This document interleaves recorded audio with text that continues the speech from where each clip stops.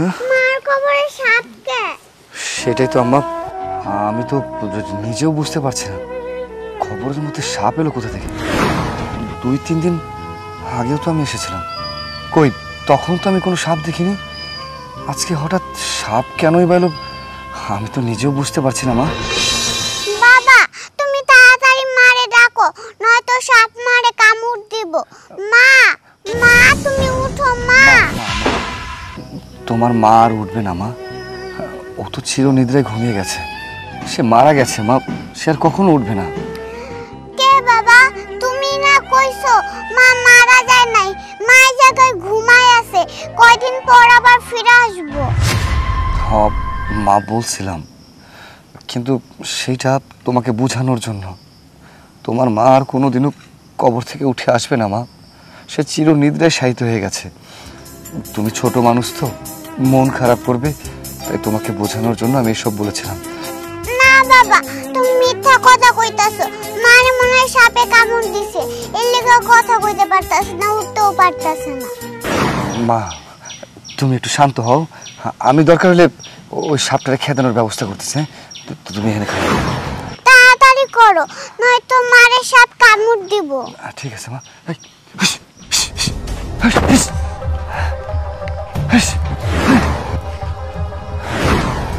এ তো দেখি মহাবিপদ, এই সাপ তো দেখি কবরের উপর থেকে যাইতেছে না, এখন কি করি? বাবা এখন কি করবা? সেটাই তো আমি বুঝতেছি না মা। মা চল চল হুজুরের কাছে যাই, চল। আসসালামু আলাইকুম হুজুর। ওয়ালাইকুম আসসালাম রাহমাতুল্লাহ। কেমন আছেন নুর ইসলাম? হুজুর আছি, আল্লাহর রহমতে মোটামুটি ভালো আছি। আপনার কাছে জরুরি একটা বিষয় নিয়ে আসলাম। আচ্ছা, কি কোনো পানি পড়াটা লাগবে? না না হুজুর, আমার কোনো পানি পাওয়া লাগবে না, তবে যে বিষয়টা দেখে এসেছি বা বুঝতেছি সেটারই একটা সমাধান দরকার। হ্যাঁ বলো বলো বলো। আসলে গত 4 দিন আগে আমার বউ মারা যায়। হ্যাঁ, বউ মারা যাওয়ার পরে আমি প্রতিদিনই কবর জিয়ারত করতে চাই, কিন্তু আজকে যখন আমি আমার বাচ্চাকে নিয়ে কবরে জিয়ারত করতে যাই, দেখি কবরের উপর একটা বিষাক্ত সাপ ফোনা তুলে দাঁড়িয়ে আছে। নুর ইসলাম, এর আগে আমি অনেকবার বলেছিলাম কবরস্থানটা অনেক জঙ্গল হয়ে গেছে, আগাছায় ভরে গেছে, কবরস্থানটা পরিষ্কার করতে হবে, তাহলেই তো এই সাপটাপ তো আসতো না। না না হুজুর, আপনি যেমনটা ভাবছেন বিষয়টা কিন্তু তেমন না। আমি আমি অনেকবার কিন্তু সাপটাকে তাড়ানোর চেষ্টা করেছি, কিন্তু কোনোভাবেই আমি একবারও সফল হতে পারিনি। আমার তো মাথায় এটাই আসছে না, আশেপাশে যদি জঙ্গল থাকতো আর জঙ্গলের কারণে যদি সাপ আসে, তাহলে তো আমরা মানুষ হিসেবে যদি তাড়িয়ে দেই তাহলে তো চলে যাওয়ার কথা, কিন্তু চলে যাওয়া তো দূরের কথা, আরও মনে হচ্ছে রেগে ফুঁসে আমার দিকে তাকিয়ে আছে। আমি আর আমার বাচ্চা তো প্রচণ্ড ভয় পেয়ে গেছিলাম, তাই কোনো উপায় বুদ্ধি না পেয়ে সোজা আপনার কাছে দৌড়ে এসেছি। আমার কাছে বিষয়টা কেমন ঘোলাটে মনে হচ্ছে। নুর ইসলাম, তুমি যা বলতেছো এটা তো আসলে একটা চিন্তার বিষয়। এত ধাওয়া করলে তারপরও সাপটা গেল না। আচ্ছা ঠিক আছে, চলো আমরা যে দেখি। চলেন চলো চলো আসো।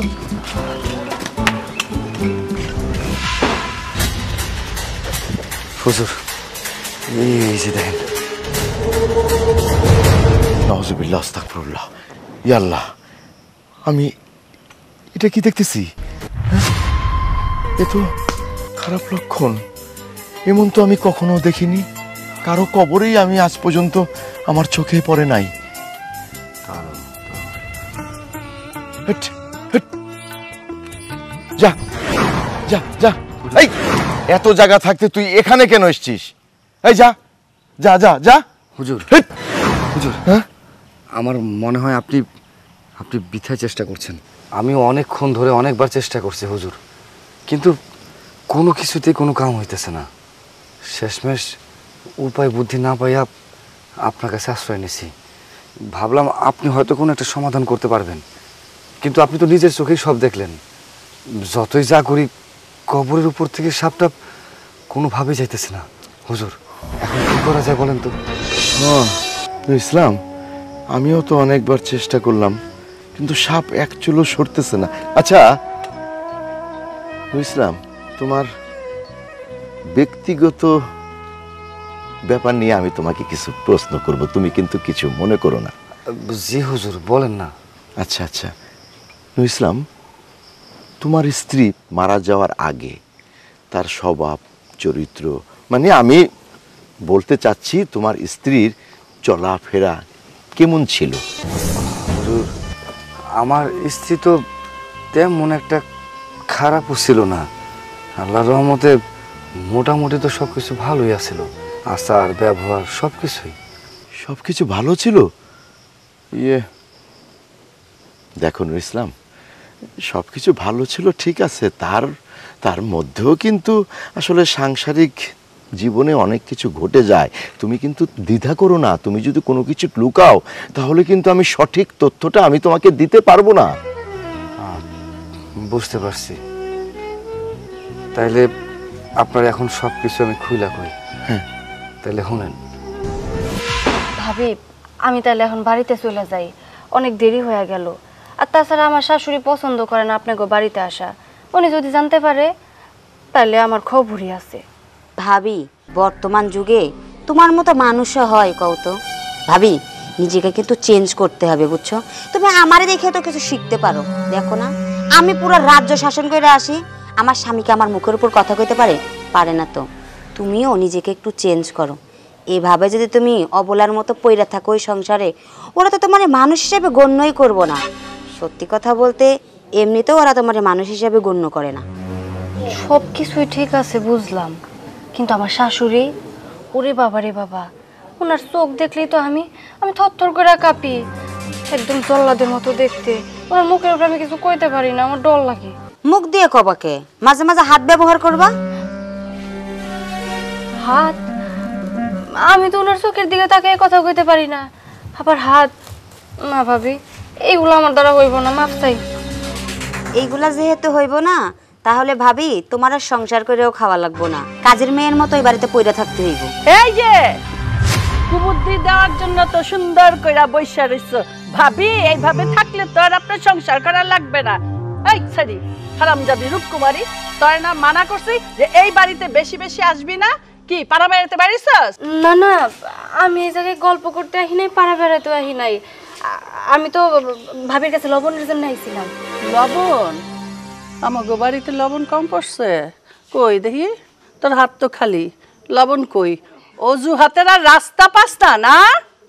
না মানে ভাবি একটা কথা কইতেছিল, কথা শুনতেছিলাম, ভাবলাম কথাটা শুনে লবণটা নিয়ে পরে বাড়িতে যাই।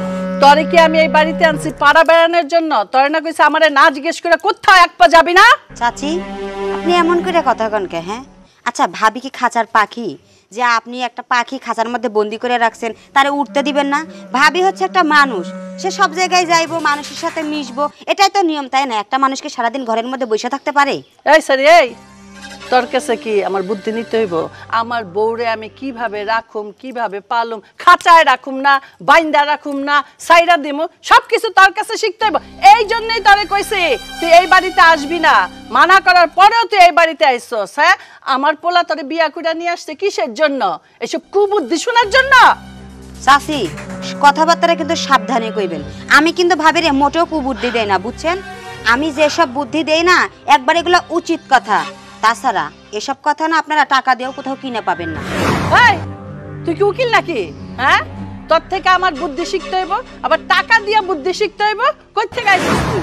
আমার কি বুদ্ধি কম আছে নাকি? এইটাই তো কথা, আপনার মাথায় যত কুবুদ্ধি আছে ওইখান থেকে যদি আপনি 1% ভাবিরে দিতেন, তাও ভাবে আপনার মতো মানুষের একটু শিক্ষা করতে পারে। এই ফকিন্নি জি ফকিন্নি, এই তোর জন্য আজকে আমার এই শরীর থেকে এত কথা শুনতে হইলো। আমি কেন মানুষের কথা শুনুম? আজকে তোরে বাড়িতে নিয়ে আনি, তোর মজা বুঝামু। এই বাড়িতে ঘন ঘন আসা, তোর পাওটা কাটটা হাতে দিয়ে দেবো। আয় বাড়িতে চল, তোরে আজকে বাড়িতে যায় মজা বুঝামু। এরকম বউ পাইছে দেখা এমন ব্যবহার করতে পারে। আপনি যদি আমার ভাগ্যে পড়তেন না, আপনার মতো শাশুড়িরে একবার জাত করে ছাইরা দিতাম। আয় সারেন, আয় সারেন কইতাছি। কেন ছাড়ুম তোরে? অনেক বেশি করে ফলাইতাছি, কিছু কই না বইলা এই না যে আপনি আমার মাথায় উঠা নাচবেন। বাবা বাবা বাবা, বোবার মুখে দেখে কথা ফুটছে।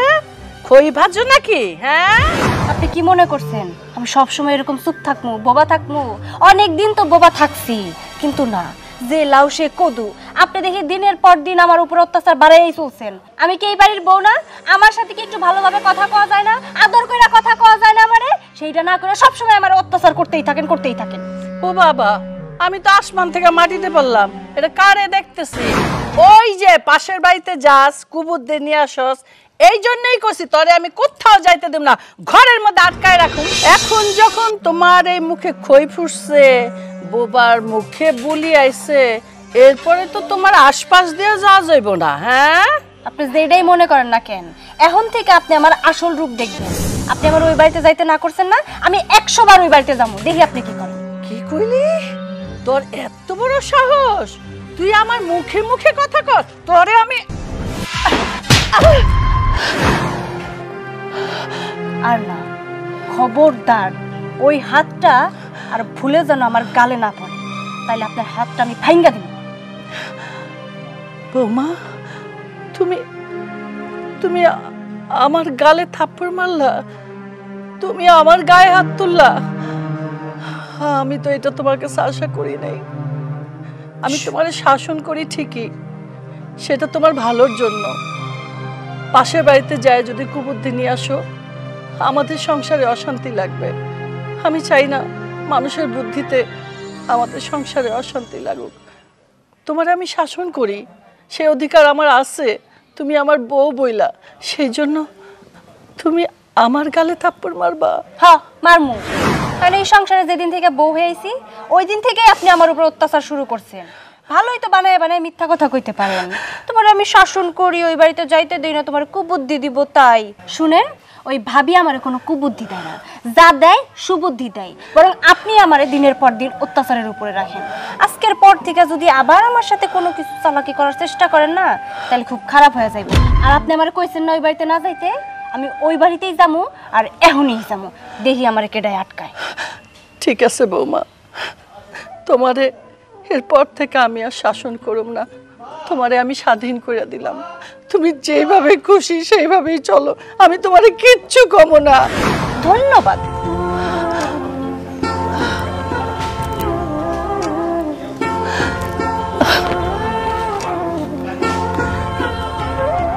বউ আজকে আমার গালে থাপ্পড় মারলো, আমার ইজ্জতটা কই রইল? বউদের শাসনও করা যাবে না। ভাবি, ভাবি, ও ভাবি। আরে ভাবি, তুমি আমার বাড়িতে? তোমার শাশুড়ি দেখেনি তো? দেখছে, আমি তো ওনার সামনে দিয়েই আসছি। ওমা, এটা কি করে সম্ভব? তোমার শাশুড়ির সামনে দিয়ে আমার বাড়িতে আসলা, কিছুই বললো না তোমারে? বলতে চাইছিল কিন্তু বলতে পারে নাই, কারণ সেই সুযোগটা তো আর আমি দেই নাই। ভাবি, আপনি আমার যে বুদ্ধিটা শিখাই দিয়েছেন না, ওই বুদ্ধিটা আমি কাজে লাগাইতেছি। তাই নাকি? জায়গা মতো কি মেডিসিনটা পড়ছে? কাজ কাম কি কিছু হইছে? হইছে মানে? আপনি জানেন ওনার কত বড় সাহস? আমি কিছু বলি না বইলা সব সময় আমার উপরে পার পায়া যায়, কিন্তু না, আজকে আর সুযোগ দেই নাই। উনি যখন আমারে মারতে আইছিল, খপ করে ওনার হাতটা ধইরা আমিও দিয়ে দিছি। এই তো, তুমি কাজের মতো একটা কাজ করছো। জীবনে অনেক অত্যাচার করছো ওরা তোমার উপর, তুমি তো কোনো প্রতিবাদ করতে পারো নাই। তোমারে নরম পাই একবারে মাথায় উঠে বসছিল, এখন মাথা থেকে উল্টা আছাড় দিয়ে ফালাইয়া দিছো না, এখন দেখবা একবারে লোহার মতো সোজা হয়ে গেছে। ইস ভাবি, এই বুদ্ধিটা যদি আপনি আমার আগে দিতেন না, তাইলে ওনারা কোনোভাবেই সুযোগ পাইতো না আমার উপরে অত্যাচার করার। জানেন কি হয়েছে? থাপ্পড় খাওয়ার পর কি যে কান্না কইতেছে, বৌমা তুমি এইভাবে আমার গায়ে হাত তুলতে পারলা, আমি না তোমার শাশুড়ি হই? তারপরে আমি যা বলার তা বইলা দিছি। ভাবি, বিশ্বাস করেন, ওই সময় যদি আপনার শাশুড়ির চেহারাটা আমি দেখতে পারতাম, মনে হইতো যে আমি মনে হয় পৃথিবী জয় করে ফেলাইছি। ওই চেহারাটা দেখার আমার খুব ইচ্ছা ছিল। যাক, তুমি তো দেখছো, আমি তাতেই শান্তি। এই যে ভাবি, আরেকটা জিনিস তুমি লক্ষ্য করছো? মাঝে মাঝে কিন্তু আমার খুব ইচ্ছা করে তোমারে নিয়ে একটু ঘুরতে যাই। আমরা এই এলাকার মধ্যে দুইটা পরিবারই থাকি, তুমি আমার কাছে আসবা, আমি তোমার কাছে যাবো, এটাই তো স্বাভাবিক, তাই না? কিন্তু তোমারে নিয়ে আমি ঘুরতেও যাইতে পারি না একটু। সেইটাই তো কথা। যার সংসারে এমন স্বামী এমন শাশুড়ি আছে, তার কি কোনো শান্তি আছে? আপনার বুদ্ধি পাইয়া কোনো মতে শাশুড়িটারে একটু বসে আনছি, কিন্তু ওই যে একটা আছে না স্বামী, তার অনুমতি ছাড়া আমি কিচ্ছু করতে পারবো না। এর নিয়ে এসে আমার যত সমস্যা। ভাবি তুমি যে কি বলো না, তুমি রয়্যাল বেঙ্গল টাইগারে বশ করে ফেলাইছো, আর তোমার স্বামী ওইটা তো একটা বিড়ালের বাচ্চা, ওইটারে তুমি বশ করতে পারবা না, এটা কোনো কথা? শোনো ভাবি, আমি তোমার যে টিপস দিছি না, ওইখান থেকে একটু পরিমাণ যদি তুমি ওর উপর প্রয়োগ করো, দেখবা তোমার স্বামীও কাইতে হয়ে গেছে। তাই বলে নিজের স্বামীর গায়ে হাত তুলমু, বিষয়টা কেমন হয় না? শুধু হাত না, আমি তো মাঝে মাঝে পাও ব্যবহার করতাম। আর ওই যে আমার শাশুড়িটা এত তাড়াতাড়ি কিন্তু মারা যাইত না, ওই বেটি তো আমার অত্যাচারেই মারা গেছে। বাবা ভাবি, আপনার তো অনেক পাওয়ার, এই পাওয়ারের কারণেই আজকে আপনি ভালো আছেন। কিন্তু এই যে আমারে দেখেন, শুরু থেকে একটা বলতি। কোনো সমস্যা নাই, তুমিও তো প্রয়োগ করা শুরু করছো, দেখবা কাজকাম অলরেডি হয়ে গেছে। ঠিক আছে ভাবি, আপনি যেইভাবে আমার একটু একটু করে বুদ্ধি দিতেছেন ওইভাবে দিয়েন। আমি প্রত্যেক দিন আপনার বাড়িতে এসে এসে বুদ্ধি নিয়ে যাবো। মাঝে মাঝে তুমি আমার কাছে যদি আসতে দেরি করো, আমি তোমার কাছে গিয়া এসব ছোট ছোট তালিম দিয়ে আসমনি। তবে ভাবি, এখন কিন্তু তোমার আমি যাইতে দিতেছি না, তোমার কাজ কামে আজকে আমি অনেক খুশি। তুমি আমার সাথে ঘরে চলো, কিছু ফলমূল আছে, তুমি পেট ভরে খাই আর তারপর বাড়িতে যাবা। আচ্ছা ঠিক আছে, না করবো না, চলেন।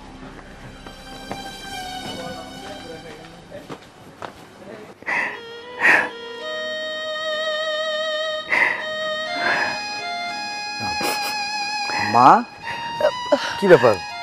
তুমি এখানে বসে বসে কাঁদতেছো? মানে তোমার কি শরীর খারাপ? না বাবা, আমার শরীর খারাপ না, মনটা একটু খারাপ। মন খারাপ? কি হয়েছে মা, আমাকে একটু খুলে বলো। আমি তো কোনোদিন তোমাকে এইভাবে কান্না করতে দেখিনি। বলো মা, তোমার কি বিষয় নিয়ে মন খারাপ? সব কথা কি পোলাগো কোয়া যায়? কত সময় কত কথা মনে পড়ে। ঠিক আছে মা, সবই বুঝলাম। তোমার বৌমা কোথায়? বাবা, বৌমা এই তো একটু আগে এদিকে দেখলাম, মানে আশেপাশে বেড়াইতে গেছে। আচ্ছা যাই হোক মা, আমি তো সেই ছোট থেকে বড় হয়েছি, কত কষ্টে তুমি আদর যত্নে আমাকে মানুষ করেছো। আমি কখনো তোমার চোখে জল দেখিনি মা। আমাকে একটু সত্যি করে বলো না মা, তোমার কি হয়েছে? বিশ্বাস করো, আমার না মনটা কেমন আনছান আনছান করছে। বলো না মা, কি হয়েছে?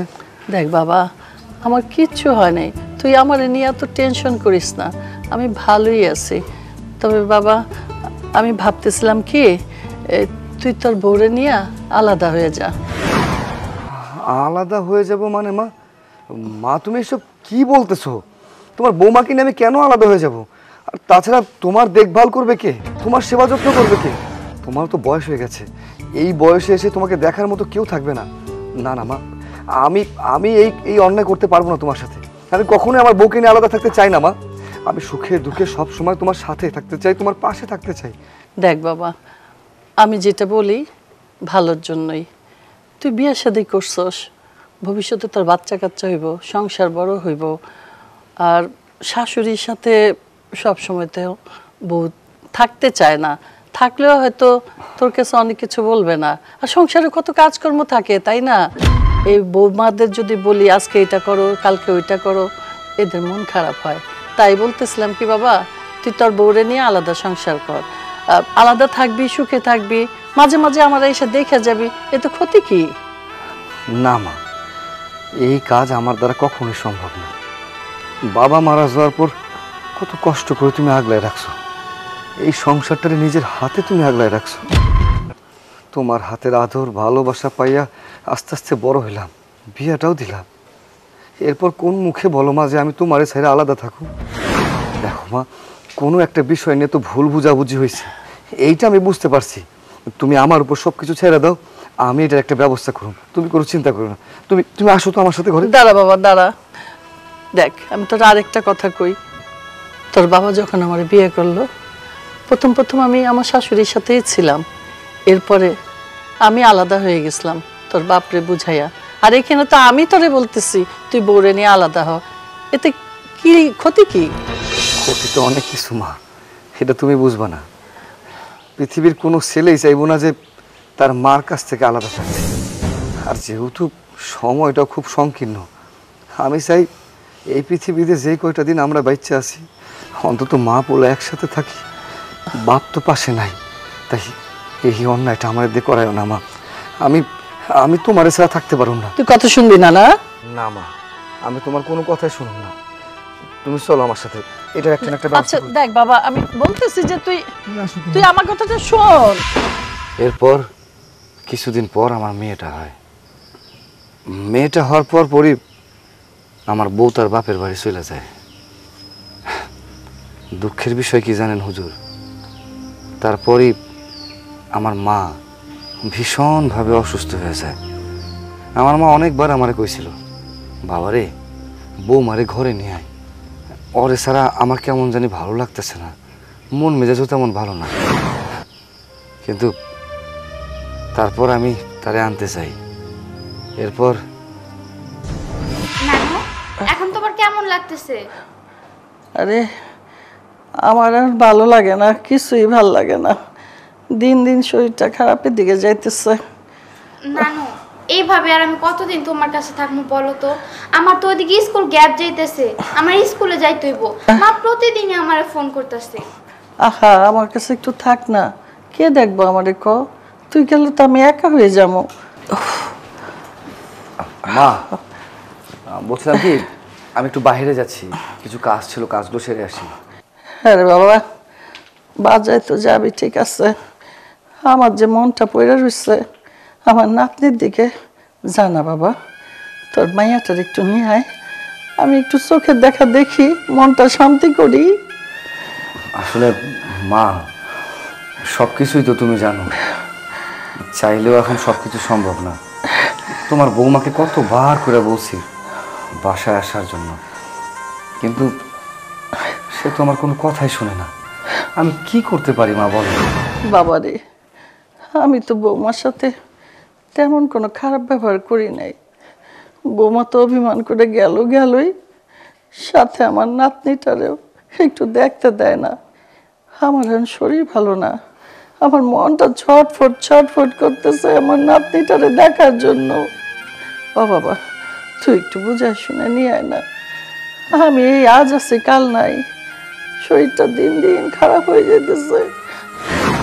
আমি যদি আমার নাতনিরে না দেখা এখন এইভাবে মইরা যাই, মইরাও শান্তি পাবো না, আমার শরীরটা তো মাটিতেও গসবো না রে বাবা। যা তুই কষ্ট করে আমার নাতনিরে নিয়ে আমি একটু চোখের দেখা দেখি। মা তুমি তুমি এমন করে কইও না, আমার নিজেরও তো অনেক খারাপ লাগতেছে। ঠিক আছে, তুমি যখন এত করে কইতেছো, তোমার নাতনিরে আনার ব্যবস্থা আমি করতেছি। তাই আমি কথা দিতে পারতেছি না যে আমি আনতে পারুম কি পারুম না, কারণ তোমার বৌমার যে স্বভাব চরিত্র সে আমার দিব কি না আমি জানি না। তো মা আমি তোমার কথা দিতেছি, আমি আমার সর্বোচ্চ দেওয়ার চেষ্টা করুম যাতে করে আমি তোমার নাতনিরে তোমার কাছে লয়ে আইতে পারি। আচ্ছা ঠিক আছে আম্মা, তুমি কোনো চিন্তা করো না, দেখি আমি একটা না একটা ব্যবস্থা করে আমি তোমার নাতিকে তোমার কাছে আনার ব্যবস্থা করতেছি। তুমি কোনো চিন্তা করো না, হ্যাঁ আরাম করো। নানু আমি তোমার ওষুধ নিয়ে আসি। যা নিয়ে আয়।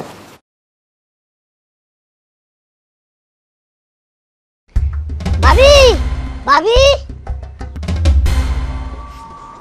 কি রে, কি হইছে? ভাবি সর্বনাশ হয়ে গেছে। সর্বনাশ? কি হইছে? হীরামণিরে কে জানি নিয়ে যাইতেছে। নিয়ে যাইতেছে মানে? কে নিয়ে যাইতেছে? কোনো সালা ধরা, রাস্তায় কোনো সালা ধরা হইছে নাকি?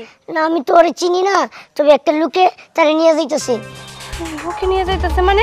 কি আবল তাবল কথা কইতাছস? কেন নিয়ে যাইতেছে? আমি চিনি না, তুমি আমার সাথে চলো। চল। আচ্ছা মা, তুমি আমার সাথে চলো, তোমার দাদি তোমায় দেখতে চাইছে। আমারে একলা নিয়ে যাবাকে, মারেও নিয়ে যাও। তোমার মারে তো আমি নিয়ে যাইতে পারুম না মা, তোমার মা তো আমার লগে যাব না, তোমার দাদি তোমায় দেখতে চাইছে, তুমি চলো আমার লগে, চলো চলো।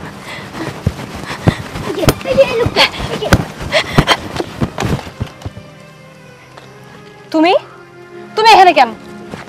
আমার মেয়ে নিয়ে কই যাইতেছো? অথই বাড়াবাড়ি বেশি কইরো না, তোমার তো আমি কতবার কইরা কইলাম চলো আমার লগে, কিন্তু তুমি তো আমার কোনো কথাই শুনলা না। বাচ্চাটা আইসলাম নিতে, ওর দাদি ওরে খুব করে দেখতে মন চাইতেছে, তাই আমি কইতেছি কি তুমি যাও আর না যাও, বাচ্চাটার আমার দাও, আমি ওর দাদির একটু দেখাই নিয়ে আবার তোমার কাছে দিয়ে যাবো। না, কোনোদিনও না, কখনো না। আমার মাইয়ারে আমি আমার হাত ছাড়া করবো না, কারণ তোমার গুণ আমার খুব ভালো করে চেনা আছে। চলে বলে কৌশলে আমার মায়েরারে নিয়ে যাবা, তারপরে আমার মায়ের আমার কাছে দিবা না। তুমি কি ভাবছো তুমি কইবা ভালো মতে কইবা আর আমি তোমার কাছে দিয়ে দিমু, তাই না? তোমার মা যা মন চাই তা হয়ে যাক, মইরা যাক প্রয়োজনে, তবু আমি আমার মায়েরা যাইতে দিব না। অথই তুমি এসব কি কইতেছো? তোমার মুখে এসব কথা আইতে পারলো? বিশ্বাস করো, আমার মা সত্যি খুব অসুস্থ। শেষবারের মতো সে তার নাতনি দেখতে চাইছে। আর তুমি এরকম নিষ্ঠুর পাষাণ হয়ে যায় না। অন্তত একটা মৃত মানুষের শেষ ইচ্ছাটুকু পূরণ করো। আমি তোমার কথা দিতেছি, বিশ্বাস করো, আমি কোনো বেইমানি করুম না। তোমার বাচ্চা আমি আবার তোমার ফেরত দিয়ে যাবো। না, আমি তো কইলামই, তুমি কি আমার বাংলা কথা বুঝো না? আমি তো বাংলা ভাষাই কইতাছি। আমার মাইয়ার আমি কোথাও যাইতে দিমু না না না। আর তাছাড়া তোমার মারে নিয়ে আমার কোনো মাথা ব্যথা নাই। আমি ওই যে কইলাম, তোমার মা মরুক, তোমার মা বাঁচুক, এতে আমার কিচ্ছু যায় আসে না। আমার মেয়েরে নিয়ে আমার ভালো থাকতে দাও। কিসের জন্য আবার আইছো? হ্যাঁ, তুমি যেইভাবে কথা কইতেছো, এই মাইয়াটা মনে হয় শুধু তোমার, আমার মাইয়া না। আমি হ্যাঁ বাপ না? আমার কি কোনো অধিকার নাই আমার মায়ের উপর? এত অধিকার ফলাইতে আইসো না। আমার মাইয়ারে আমি এই পর্যন্ত বড় করছি, কই তখন তো কোনো খোঁজ খবর নাও নাই। এখন আইসো নিজের মাইয়ারে নিতে, তাই না? আর কি কইতাছো তোমার মা মইরা যাইবো, মৃত পথযাত্রী, শেষবারের মতো দেখতে চাইছে। এইসব কাকুতি মিনিত কইরা আমার কাছে অন্তত কোনো লাভ হইব না। আমি যখন কইছি আমার মায়ের আমি যাইতে দিব না, মানে দিব। দেখো, এতক্ষণ তোমারে আমি অনেক করে বুঝাই কইছি, কিন্তু তুমি আমার কথা শুনো নাই। এখন জোর কইরাও যদি হয়, আমি আমার মায়ের নিয়ে যাবো। চলো। এই ছাড়ো। জোর করে নিতে পারবি না। কেন তুই ওরে জোর করে এখান থেকে নিয়ে যাবি? অথই তোরে কি বলতাছে তুই কি সেটা শুনতে পারতাছস না? তুই কেন ফোর্স করতাছস? তুই কে? আমাদের স্বামী স্ত্রীর মাঝখানে কথা বলা তুই কে? আমরা বুঝবো আমাদের ব্যাপার, মাঝখানে একদম ভুলো না গলাতে আসবি না। এই যে হাতটা দেখছস, এই হাত দিয়া কানের 4 আঙ্গুল নিচে যখন বসায় দিমু, তখন সবকিছু অন্ধকার দেখবি। আমি কে সেটা তুই তোর প্রাক্তন বউয়ের কাছে জিজ্ঞাসা কর। অথই, এসব এই লোক কি বলতেছে? হ্যাঁ, আমি তো কোনো কিছুই বুঝতে পারতেছি না। এতক্ষণ ধরে তুমি আমাকে অপমান করছো, যতদিন অপমান করছো আমি সহ্য করেছি। এখন একটা লোক যে আমাকে চেনে না, আমি তাকে চিনি না, সে তোমার সামনে দাঁড়িয়ে আমাকে অপমান করছে, তুমি কিছুই বলছো না। কি কম আমি? ও যেইটা কইছে একদম উচিত কথাই তো কইছে। আর ওর পরিচয়টা আমি দিয়ে দিই। ও যেন তেন মানুষ না, ও আমার স্বামী। আমার স্বামী। তুমি সব কি কইতেছো অথই? তুমি বিয়া করে ফেলেছো, কিন্তু আমি তো কোনো কিছুই জানি না। তুমি মনে আমার লোকে মিথ্যা কথা কইতেছো না? হ্যাঁ, এই তুমি কি আমার বিয়াই লাগো যে তোমার সাথে আমি মজা মস্করা করবো? আমি যেইটা কইছি একদম উচিত কথাই কইছি। তোমার সাথে তো কোনোদিন আমি সুখে সংসার করতে পারি নাই। আমার সুখ বলতে তো কোনো কিছু একটা আছে, যেহেতু আমি মানুষ, আমার বিয়া করতে হইব, আমার সুখী হইতে হইব, এই চিন্তাটা আমার মাথায় বারবার ঘুরপাক করছে। এই জন্য আমি ওরে বিয়ে করছি, আর ওর কাছে আমি প্রচন্ড সুখে আছি আমার বাচ্চার নিয়ে। দেখো অথই, তুমি আমার সাথে এমনটা করতে পারো না। আর তাছাড়া তোমার আর আমার মধ্যে তো ডিভোর্সও হয় নাই, তুমি কি করে আরেকটা বিয়ে করতে পারো? করছি, আমার মন চাইছে তাই করছি। তোমার আমি ডিভোর্স দিই নাই, 2-1 দিনের মধ্যেই তুমি ডিভোর্স পেপার পাওয়া যাইবা। আর কোনো কথা আছে? এবার এখান থেকে যাও। অথই, আমি তোমার কাছে হাত জোর করে অনুরোধ করতেছি, আমার মাইয়ারে আমার নিয়ে যেতে দাও। দরকার হলে আমি তোমার পা পর্যন্ত ধরতেছি, আমার মাইয়ারে আমার নিয়ে যেতে দাও। অথই, অথই, আমি বুঝতে পারছি ও এইভাবে তোমার পা ছাড়বো না, আর ও এইভাবে এখান থেকে যাইবো না। ওর সিনা বরাবর একটা লাথি মারো, তাহলে ও এইখান থেকে যাইবো। একদম ঠিক কথা কইছো। এতক্ষণ অনেক ভালোভাবে বুঝাইছি না তোরে যে আমার মাইয়ার আমি নিয়ে যাইতে দিব না? তুই আমার কথা শুনোস নাই, তুই আমার গায়ে হাত দিছস, তাই না? একদম ঠিক আছে। আরো জীবনে ধরবি পরের বউয়ের পা? অথই, অথই, আমার কথাটা শুনো, আমার বাচ্চাটা দিয়ে যাও। অথই,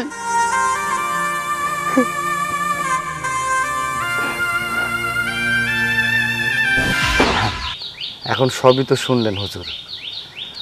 তারপরে তো কবরে আইলাম, আয়া দেখি কবরের উপর সাপ। উপায় বুদ্ধি না পাই আপনার কাছে আইলাম। যা আমার সাথে ঘটছে, যা হয়েছিল, সবই আপনারে খুলে বললাম। হ্যাঁ নুর ইসলাম, আমি যা সন্দেহ করেছিলাম তাই। এই ধরনের নজিরা কিন্তু সচরাচর দেখা যায় না। হাদিসে আছে বাবা, ঘোর আযাব, সাপে কামড়ায়, কবরের 2 পাশের মাটি চাপ দেয়, অনেক কৈফিয়ত দিতে হয়। ফেরেশতারা আইসা অনেক প্রশ্ন করে, ওগুলো সঠিক উত্তর না দিতে পারলে অনেক শাস্তি হয়। বাবা নুর ইসলাম, আমি তোমারে কিছু কথা বলতে চাই, তুমি মনে কোনো কষ্ট নিও না। আমার মনে হইতেছে এটা ঘোর আযাব। তোমার বউ তোমার বউ যেই পাপ করছে সেই পাপের প্রায়শ্চিত্ত ওর করতেই হবে। হ্যাঁ বাবা, কারণ যেই মহিলা স্বামীর সেবা করে না, শ্বশুর শাশুড়ির সেবা করে না, মানুষের সাথে খারাপ ব্যবহার করে, বেপরদায় চলাফেরা করে, নামাজ রোজা করে না, আল্লাহর হুকুম মেনে চলে না, এবং কি যেই মহিলা স্বামীর গায়ে হাত তোলে, শুধু হাত না পাও দিয়ে লাথি মারে, সেই মহিলার তো এরকম শাস্তি হবেই বাবা। হ্যাঁ হুজুর, আপনি একদম ঠিক কথাই বলছেন। তাই তো আমিও চিন্তা করতেছিলাম আমার বউয়ের কবরের উপর সাপ কেন। এইবার আমি সব কিছুর উত্তর পেয়ে গেছি। একজন স্ত্রী তার সব সময় উচিত তার স্বামীর সেবা যত্ন করা, তার খেদমত করা। এটা আল্লাহর তরফ থেকে হুকুম হয়েছে। আর সেই হুকুম যদি কেউ পালন না করে, তার এই অবস্থায় হইব যেটা আমার বউয়ের অবস্থা হয়েছে। কিন্তু হুজুর, বিশ্বাস করেন, আমার বউয়ের এই অবস্থা দেখে আমার মনের অবস্থা খুবই খারাপ। আমি কি করলে সব কিছু সমাধান পাবো? কি করলে আমার বউরে এই আযাব থেকে আমি মুক্তি দিতে পারব? একটা উপায় বইলা দেন হুজুর। শোনো বাবা, একটা উপায় আছে। যদি আল্লাহ যদি তোমার প্রতি সহৃদয় হয়, তুমি স্বামী, তুমি তোমার স্ত্রীকে আল্লাহর হস্তে মাফ করে দাও এবং আল্লাহর কাছে দোয়া করো তোমার স্ত্রীর সমস্ত পাপ আল্লাহ যেন ক্ষমা করে দেয়। কারণ তুমি স্বামী, যেই স্বামী তার স্ত্রীর জন্য আল্লাহর কাছে দোয়া চায়, আল্লাহ সেটা কবুল করেন। আমার বিশ্বাস, তুমি যদি অন্তর থেকে আল্লাহর কাছে কান্নাকাটি করে তোমার স্ত্রীর জন্য যদি তুমি দোয়া করো, ক্ষমা চাও, তাহলে হয়তো তোমার স্ত্রীর শাস্তি কমতে পারে। আমার স্ত্রীকে আমি এতটাই ভালোবাসি, তার জন্য আমি সব কিছু করতে পারবো হুজুর। আমার আল্লাহ যদি আমার দোয়া কবুল করেন, আমার প্রার্থনা শোনেন, তাহলে প্রতিদিন তাহাজ্জুদের নামার সময় তার জন্য দোয়া করব, যেন তার বিগত সমস্ত ভুল, সমস্ত পাপ অপরাধ তিনি যেন ক্ষমা করে দেন। শোনো বাবা, আল্লাহ তাআলা কিন্তু এইভাবেই তার বান্দাদের সর্বক্ষণ সতর্ক করেন। এই যে তোমার বউর কবর আযাব হইতেছে, এইটাও কিন্তু আল্লাহর একটা সতর্ক বার্তা, যেন আমরা হুঁশ হয়ে যাই, আমরা সময় থাকতে এখনো যেন সবাই দিনের পথে চলি, 5 ওয়াক্ত নামাজ পড়ি, মানুষকে ভালোবাসি, সদা সত্য কথা বলি, হালাল রুটি রুজি খাই। কিন্তু দুঃখের বিষয় নূর ইসলাম, এখনো আমাদের সমাজের মহিলারা বেপরদায় চলে, স্বামীর সাথে খারাপ ব্যবহার করে, মানুষের সাথে খারাপ ব্যবহার করে, শ্বশুর শাশুড়ির সাথে বেয়াদবি করে, বাবা মাকে সম্মান করে না। নূর ইসলাম, একটাবার চিন্তা করো তো, এইসব নজিরা দেখেও যদি আমরা সতর্ক না হই, আমরা যদি না শুধরে যাই, তাহলে তো আমাদেরও এরকম কবর আযাব হবে নূর ইসলাম। তাই আমি তোমাকেও বলি, এই যে তোমার স্ত্রীর এই কবর আযাব দেখে তুমিও কিন্তু এখন সতর্ক হচ্ছ, তুমিও এরকম সবাইকে হুঁশ করে দেবে যে তোমরা দিন থাকতে আল্লাহর হুকুম মেনে চলো। হুজুর, আপনি তো আলেম মানুষ, আমার বউয়ের জন্য একটু দোয়া করেন। আচ্ছা ঠিক আছে, হাত তোলো। আল্লাহুম্মা আমিন। রব্বানা আতিনা ফিদ দুনিয়া হাসানা ওয়াল আখিরাতি হাসানাতান ওয়া কিনা আযাবান্নার। রব্বিল হামহুমা কামা রাব্বায়ানি সাগীরা, রব্বিল হামহুমা কামা রাব্বায়ানি সাগীরা। হে আল্লাহ, আপনি মেহেরবানি করে এই কবর আযাবকে আপনি মাফ করে দিন আল্লাহ, আপনার এই বান্দিকে আপনি ক্ষমা করে দিন আল্লাহ। হে আল্লাহ, আমি আমার স্ত্রীর সকল অন্তর থেকে মাফ করে দিলাম, আপনিও তাকে ক্ষমা করে দিন। আল্লাহ, তুমি আমার মার কবর আযাব মাফ করে দাও, আমার মারে সাপের কামড় থেকে মাফ করে দাও।